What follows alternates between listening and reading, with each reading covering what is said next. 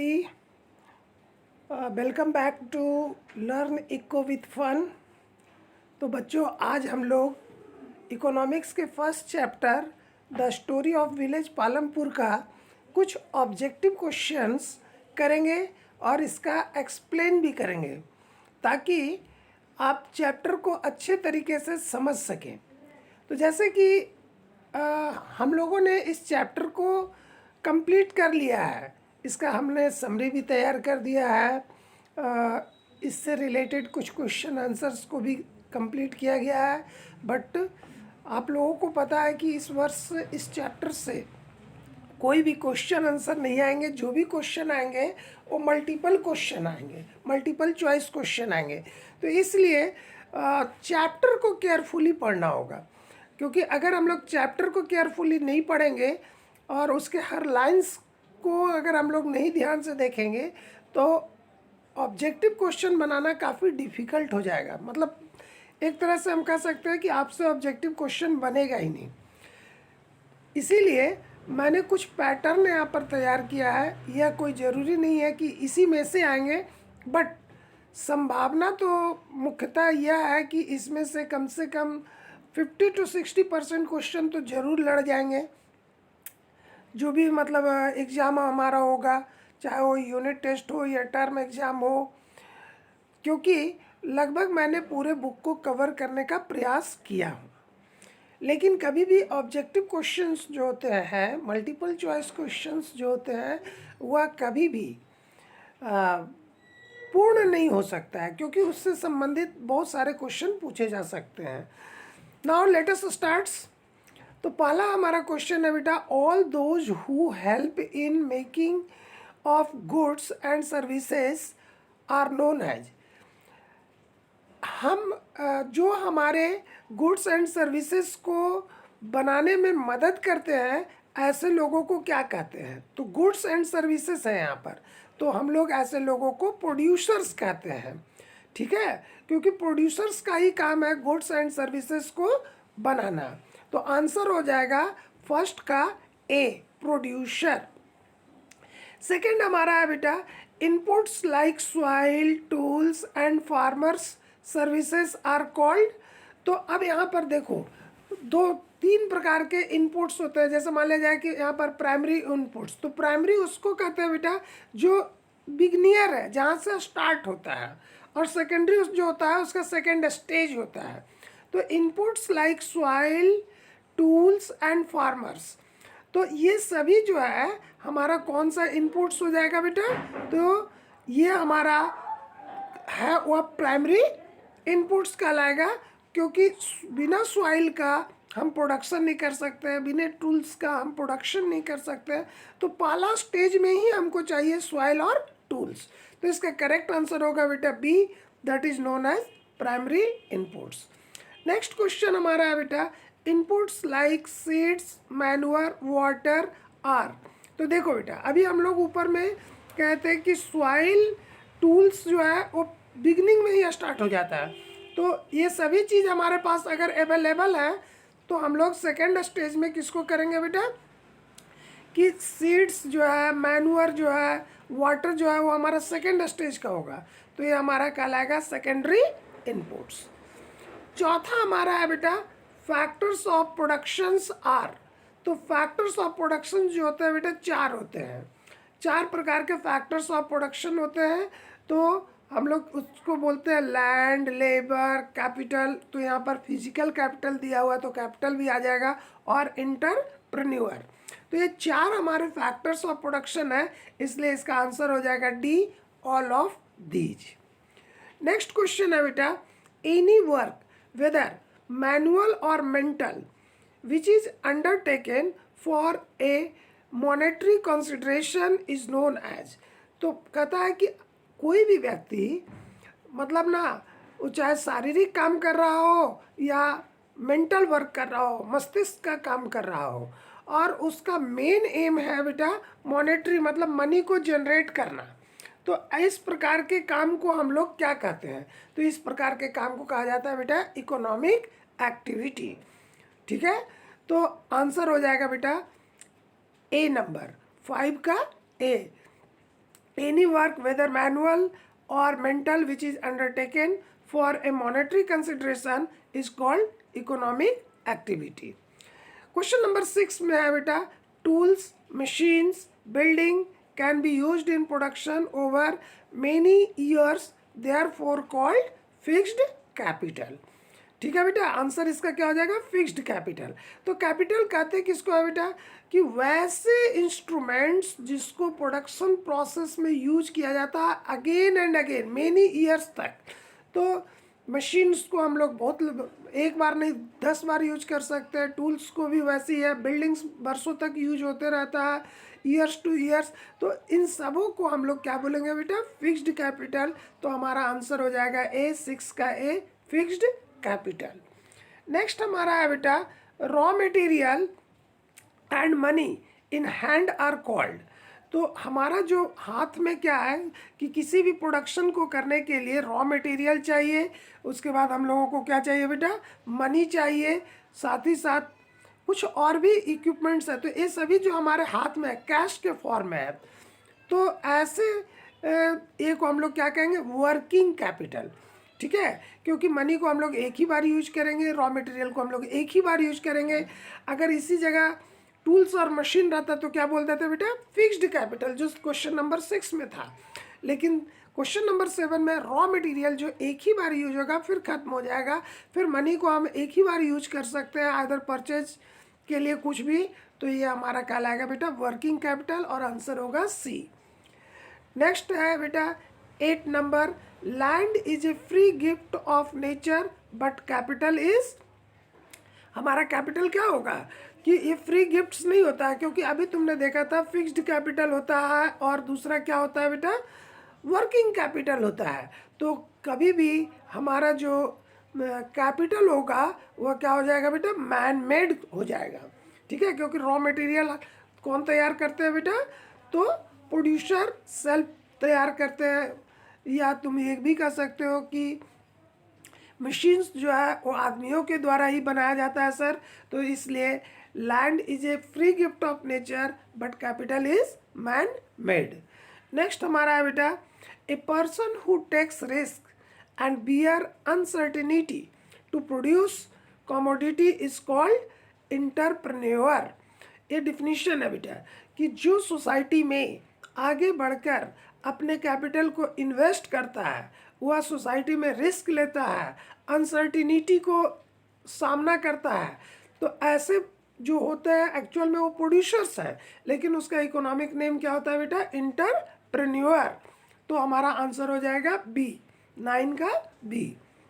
Next हमारा हो गया बेटा 10, an entrepreneur combines factors of production.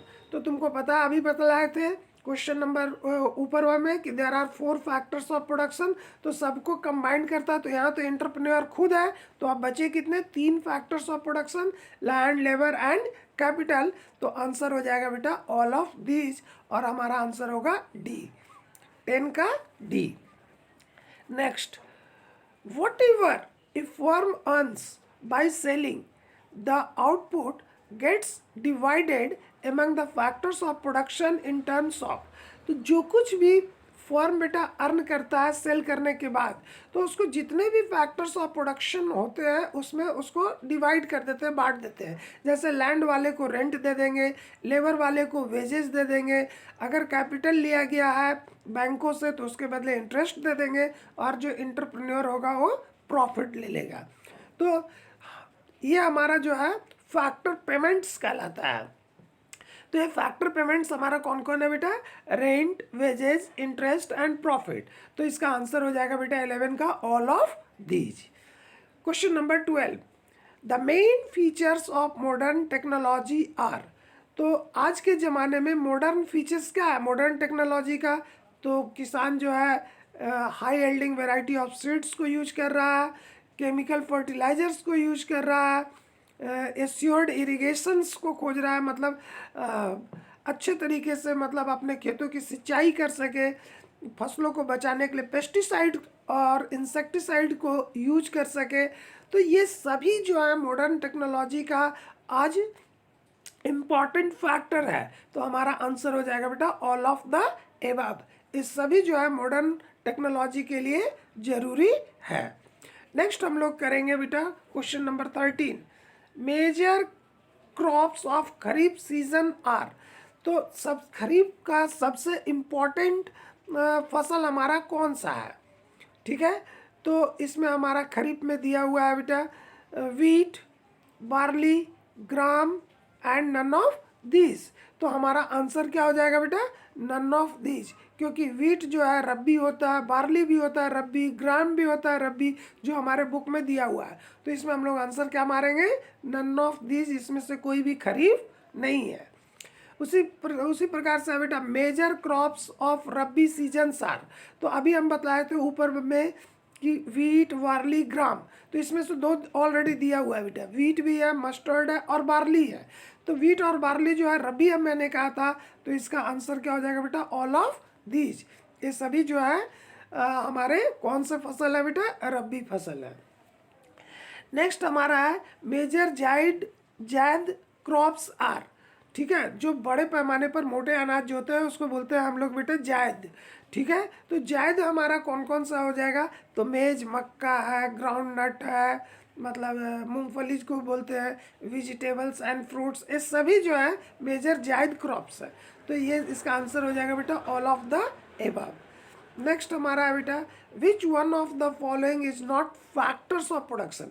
तो अभी बतलाए थे हम लोग land, labour, capital and entrepreneurs are factors of production. तो 3 तो दिया हुआ है बेटा, लैंड, लेबर, कैपिटल, चौथा एंटरप्रेन्योर होना चाहिए था, लेकिन यहाँ पर क्या दे दिया है बेटा, परचेजिंग पावर। तो कौन सा फैक्टर्स ऑफ प्रोडक्शन नहीं बना, तो परचेजिंग पावर। तो आंसर हमारा हो गया बेटा D. 17, which among the following is not included in fixed capital. तो फिक्स्ड कैपिटल में कौन नहीं आएगा, तो टूल्स तो फिक्स्ड कैपिटल है, जिसको अगेन एंड अगेन यूज कर सकते हैं। मशीन है, उसको हम लोग again and again years and years use कर सकते हैं। बिल्डिंग के साथ भी वही होगा। तो किसको नहीं यूज कर सकते हैं फिक्स्ड कैपिटल में, जिसको हम एक ही बार यूज करते हैं, वो है हमारा रॉ मटेरियल। तो हमारा आंसर क्या हो गया बेटा, raw material. Which among the following is not included in fixed capital. तो आंसर क्या हो जाएगा बेटा, रॉ मटेरियल्स। नेक्स्ट हमारा है बेटा choose the activities which is not carried out in Palampur village. कहता है कि इसमें 4 वर्क को बतलाया गया है, उसमें से चुनना है कि विलेज पालमपुर में ऐसा कौन सा एक्टिविटीज़ है जो नहीं होता है, नहीं किया जाता है। तो पहले ही है manufacturing on a large scale. तो लार्ज स्केल में प्रोडक्शन करने के लिए लार्ज फैक्ट्री की ज़रूरत होगी, ज़्यादा कैपिटल की ज़रूरत होगी, ज़्यादा एनर्जी का ज़रूरत होगा। तो ये पॉसिबल नहीं है कि विलेज पालमपुर में लार्ज स्केल इंडस्ट्रीज़ को सेटअप किया जाए। तो हमारा आंसर क्या हो जाएगा बेटा, ए, क्योंकि फार्मिंग तो होता ही है, डेयरी का भी वर्क होता है, गाय पशुपालन का क्रिया तो वहाँ होता ही है। स्मॉल स्केल मैन्युफैक्चरर्स तो हैं ही, छोटे छोटे ब्लैक स्मिथ का काम हो रहा है वहाँ पर, कारपेंट्री का काम हो रहा है, पॉटर्स का काम हो रहा है। तो ये सभी जो है पॉट मेकिंग का कार्य हो रहा है, तो ये सभी हमारा किस में आ जाएगा बेटा, स्मॉल स्केल मैन्युफैक्चरिंग में। तो क्या नहीं हो रहा, तो आंसर हो जाएगा 18 का A, manufacturing on a large scale, जो पॉसिबल नहीं है। नेक्स्ट क्वेश्चन है बेटा which one of the following resource is not required for production activities. इसमें से कौन ऐसा चीज़ है जिसको प्रोडक्शन करने के लिए ज़रूरत नहीं है, तो नेचुरल रिसोर्स। जब तक रिसोर्स नहीं होगा तब तक प्रोडक्शन नहीं होगा। शॉर्टेज ऑफ इलेक्ट्रिसिटी, जब तक हमारे पास इलेक्ट्रिसिटी नहीं होगा, एनर्जी नहीं होगा, तो प्रोडक्शन नहीं होगा। लेकिन यहाँ पर वर्ड लगा दिया बेटा शॉर्टेज, मतलब कमी। तो यही हमारा गलत आंसर हो गया, क्योंकि मनी तो ज़रूरत है ही, ह्यूमन एफर्ट्स की भी ज़रूरत है, मतलब हम लोगों को अलग अलग तरीके से एफर्ट लगाने की भी ज़रूरत है। तो शॉर्टेज ऑफ इलेक्ट्रिसिटी है तो प्रोडक्शन नहीं होगा। तो हमारा आंसर हो गया बेटा बी, 19 का बी, क्योंकि इसमें पूछा था बेटा which one of the following resource is not required. Not required कैसे, इलेक्ट्रिसिटी का तो रिक्वायर्ड है, और वहाँ पर कह रहा है शॉर्टेज ऑफ इलेक्ट्रिसिटी। तो इलेक्ट्रिसिटी का जब हमारे पास कमी हो जाएगा तो प्रोडक्शन नहीं होगा। तो आंसर हो गया बेटा 19 का B. Now come to the 20, name the nearest town of Palampur. Palampur जो विलेज है उसके सबसे नज़दीक का शहर कौन सा है? तो सबसे नज़दीक का शहर हमारा क्या है बेटा? रायगंज। ठीक है, तो रायगंज जो है वो हमारा सबसे नज़दीक का शहर है। किसके नज़दीक का? विलेज पालमपुर का। नेक्स्ट कहता है बेटा, how many families are there in village Palampur? तो कुल कितने, ये जो गांव है वो कितने फैमिली का बना हुआ है? तो टोटल 450 फैमिली का बना हुआ है। ठीक है बेटा। नेक्स्ट है बेटा, major part of the village land is owned by whom? मतलब जो गांव में खेत है, मेजर लैंड्स है, वह सबसे ज़्यादा किनके द्वारा ऑक्यूपाई किया गया है?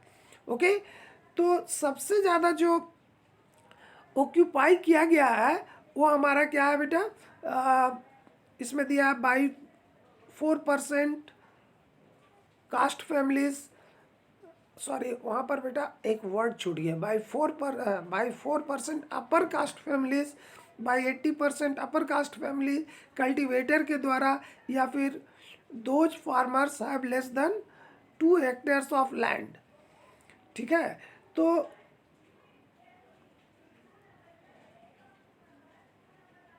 कल्टीवेटर्स के साथ देखो स्पेस आ गया है, वहाँ स्पेस नहीं आना चाहिए, एक साथ होना चाहिए बेटा।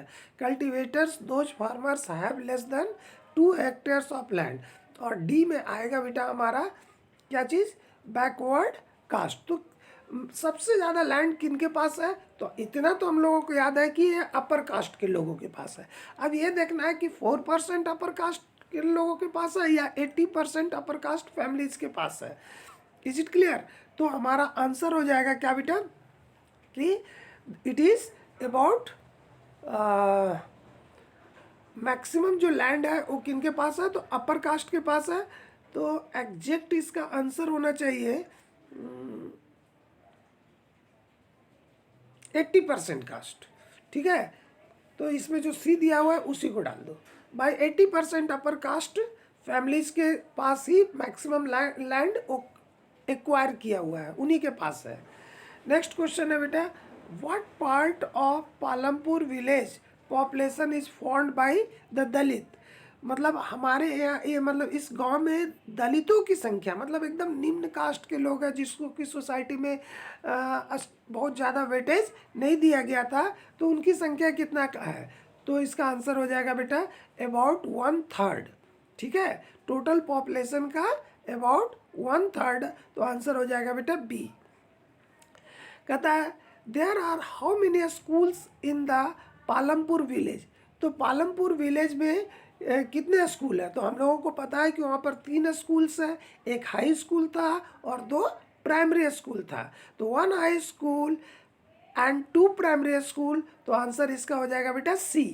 ठीक है, एक्चुअली इसके राइट हैंड साइड में मैंने सी लिखा है। तो there are how many schools in the Palampur village. ऐसा नहीं बोला है कि हाई स्कूल कितना, अगर हाई स्कूल रहता तो आंसर होता 1 हाई स्कूल।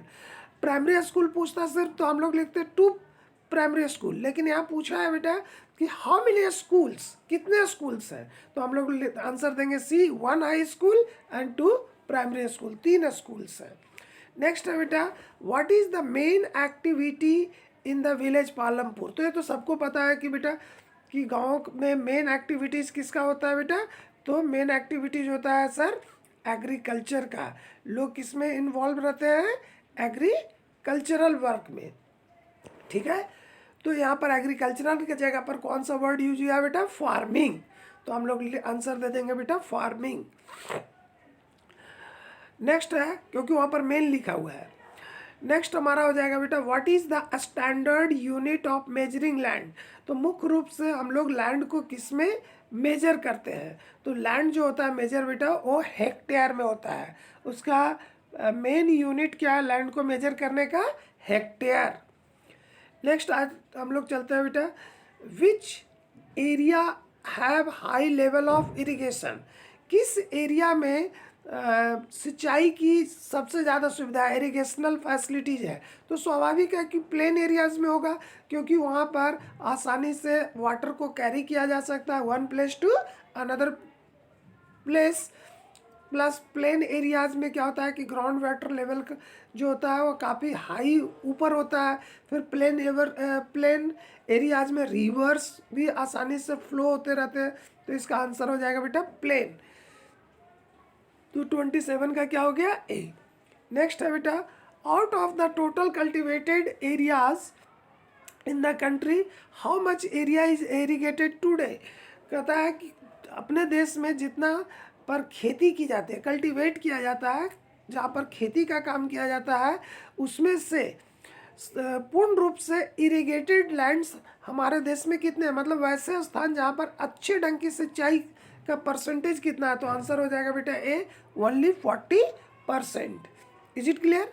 नेक्स्ट क्वेश्चन है बेटा, how many people of Palampur village engaged in non farming activities. तो नॉन फार्मिंग एक्टिविटीज़ भी वहाँ पर होता है, कहाँ, विलेज पालमपुर में। तो कितने परसेंट लोग हैं जो एग्रीकल्चर नहीं करके, फार्मिंग का वर्क नहीं करके, उससे हटकर दूसरा एक्टिविटीज़ करते हैं। तो उसका हो जाएगा बेटा हमारा आंसर 25%। ठीक है, कि 25% people are engaged in non farming activities. तो नॉन फार्मिंग एक्टिविटीज़ में हमारा हो गया शॉप, उसके बाद क्या हो जाएगा बेटा transportation, education, making of pots, ETC। ठीक है, तो इसको हम लोग बोलेंगे बेटा नॉन फार्मिंग एक्टिविटीज़। तो 29 का आंसर क्या हो गया बेटा, डी।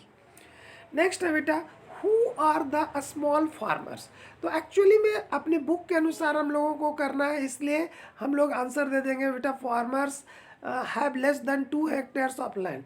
वैसे फार्मर्स जिनके पास 2 हेक्टेयर से कम लैंड होता है उसको हम लोग क्या बोलते हैं बेटा, स्मॉल फार्मर। लेकिन बड़े क्लासेस में जाओगे तो इसको हम लोग क्या बोल देते हैं बेटा, मार्जिनल फार्मर।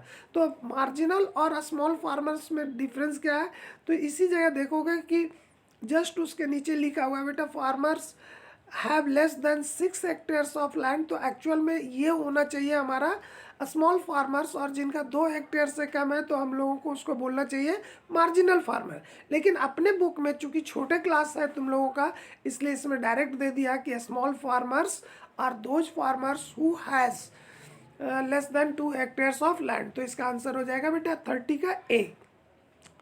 नेक्स्ट है बेटा, how does Mishri Lal make the livings. तो एक उसमें एग्जाम्पल दिया हुआ बेटा बुक में जिसका नाम है मिश्री लाल। तो अपना जीविकोपार्जन जो है मिश्री लाल कैसे चलाता है, क्या करके वो अपना जीविकोपार्जन चलाता है। तो हमारा उसका आंसर हो जाएगा ही मेक्स जगरी, मतलब गुड़, from sugar cane and sells. तो मिश्री लाल जो है गन्ने से गुड़ बनाने का काम करता है, जगरी बनाने का काम करता है, और उसको मार्केट में बेचता है और फिर अपना लाइफ को सरवाइव करता है, जीता है। ने उसी प्रकार से एक और कैरेक्टर दिया हुआ है बेटा, what is the business of Karim. Karim जो है वो क्या काम करता है, विलेज पालमपुर में ट्रांसपोर्टेशन का करता है, या कंप्यूटर क्लास चलाता है, या क्लोथ शॉप है उसका, या फिर वो लोगों को उधार पैसे देता है, मनी लेंडर है। तो हमारा आंसर हो जाएगा he runs a computer class centre. तो आंसर हो जाएगा बेटा B. So in this way you will find a lots of multiple questions, and if you are studying the chapter, if you have done the if you have properly done the chapters, you will be able to solve all the question. Okay, so many question I will prepare and will send you. Thank you. One thing I want to say, whatever the problem you will face, or if you will think that it is very important or useful for your life, please comments also.